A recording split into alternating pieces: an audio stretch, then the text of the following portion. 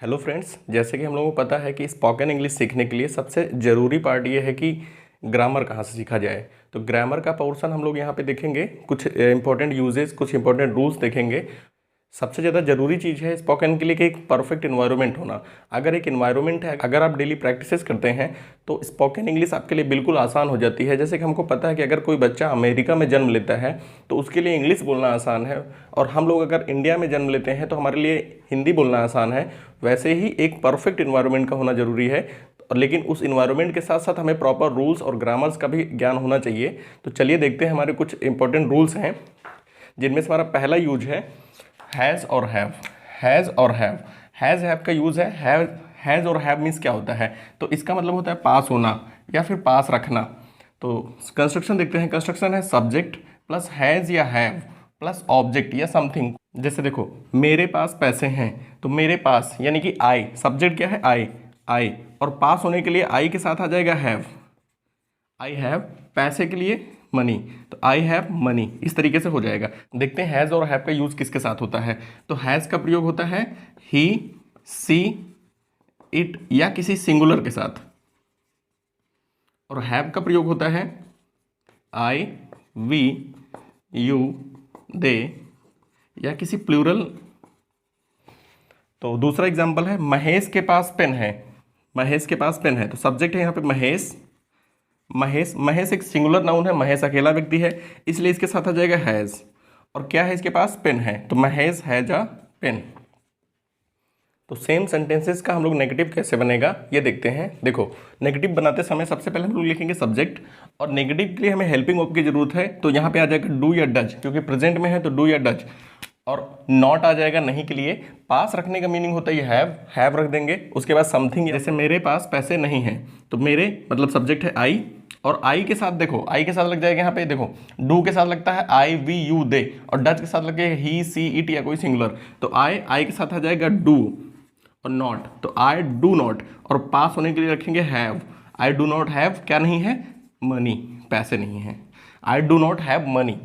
Second sentence है महेश के पास pen नहीं है, तो महेश सब्जेक्ट हो गया महेश, महेश के साथ आ जाएगा डज, क्योंकि महेश सिंगुलर है, तो महेश डज नॉट, पास के लिए रखेंगे have. Mahesh does not have, क्या नहीं है, तो पेन नहीं है, तो Mahesh does not have pen. तो पास रखने के लिए हम लोग मेनली यूज कर सकते हैं हैव, क्योंकि हैव मीन्स होता है पास रखना। जो हमारी मेन वर्ब होती है, मेन वर्ब तो फर्स्ट फॉर्म में, जैसे देखो गो में जब हम ईएस लगाते हैं तब इसका सिंगुलर फॉर्म बनता है। उसी तरीके से हैव मीन्स होता है पास रखना, लेकिन जब हैव में हम लोग एस लगा देते हैं तो ये सिंगुलर बन जाता है, तो हैज हो जाता है, हैज इसका सिंगुलर फॉर्म है। चलो देखते हैं इसका इंट्रोगेटिव सेंटेंस कैसे बनाते हैं। तो इंट्रोगेटिव दो टाइप से होते हैं, जिसमें क्या शब्द पहले आ जाए तो उसको हम लोग यस नो टाइप बोलते हैं। जैसे कि यहाँ लिखा हुआ कि क्या तुम्हारे पास पैसे हैं, तो क्या तुम्हारे पास, तो तुम्हारे के अकॉर्डिंग हम लोग तुम्हारा सब्जेक्ट है, यानी कि यू सब्जेक्ट है। यू के साथ क्या आता है, डू आता है, तो डू, और तुम्हारे का मीनिंग हो जाएगा यू, डू यू। पास रखने की मीनिंग हो जाएगा हैव, पैसे का मीनिंग हो जाएगा मनी, तो do you have money.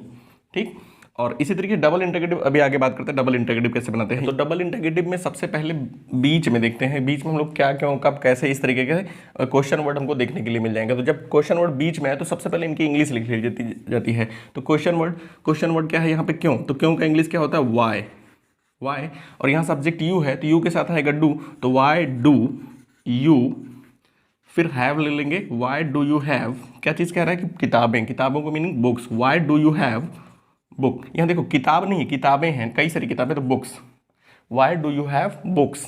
Next sentence है उसके पास घर क्यों है, फिर से क्यों आया, तो क्यों की मीनिंग लिख लेंगे हम लोग वाई, बट यहाँ सब्जेक्ट है ही, तो ही के साथ हम लोग लगाते हैं डज, तो वाई डज ही, और यहाँ पे फिर से हैव आ जाएगा, वाई डज ही हैव घर, घर का मीनिंग हो जाएगा हाउस। तो सेंटेंस कंप्लीट बन जाएगा कि why does he have house. यहाँ पे अगर आपके दिमाग में चल रहा हो कि हम लोग हैज क्यों नहीं कर रहे, हैज क्यों नहीं लिख सकते, तो हैज का काम तो यहाँ पे सिंगुलर डज कर ही दे रहा है। मतलब सब्जेक्ट अगर सिंगुलर है तो इसके साथ डज लग जा रहा है, और हम लोग यहाँ पे जो मेन वर्ब होता है हमारा वो हैव होता है। हम लोग यहाँ पे हैव को एज ए हेल्पिंग वर्ब नहीं यूज कर रहे हैं, बल्कि हम लोग इसको मेन वर्ब के रूप में लिख रहे हैं। हैव मीन्स होता है पास रखना, ये मेन वर्ब है। जैसे कि गो हो जाता है, टेक हो जाता है, ईट हो जाता है, उस तरीके से हैज नहीं रख सकते यहाँ पे। हैज का काम तो यहाँ डज कर ही रहा है, जो कि हेल्पिंग वर्ब है, हेल्पिंग वर्ब का काम डज कर रहा है।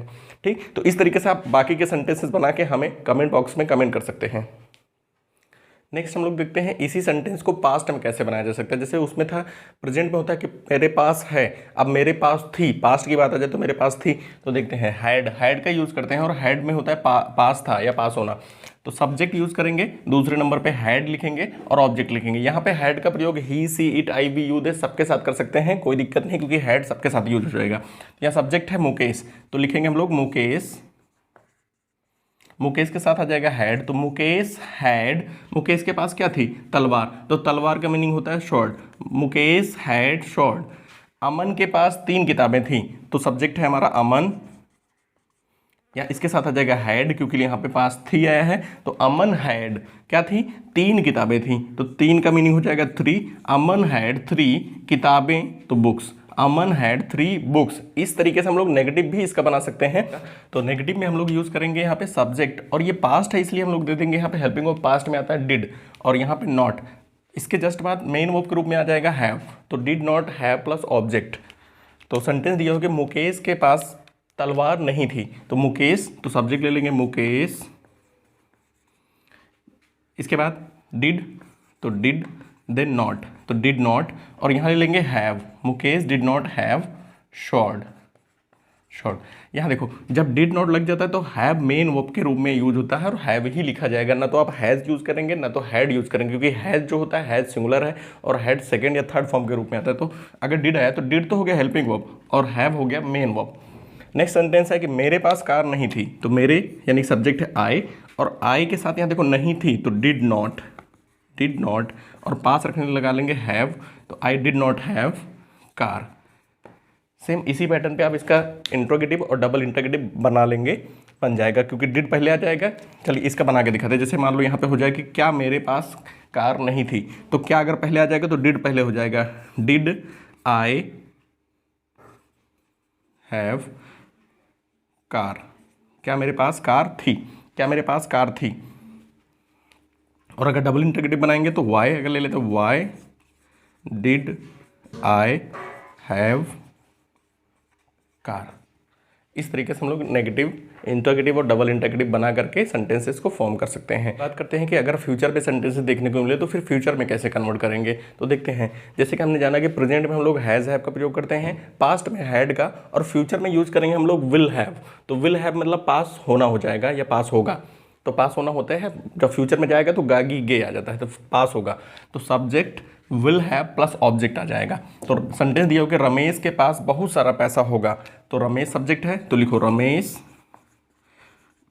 के पास होगा, तो will have, Ramesh will have, बहुत सारा का मीनिंग होता है a lot of, Ramesh will have a lot of, क्या होगा पैसा, तो पैसे की मीनिंग हो जाएगी money, Ramesh will have a lot of money.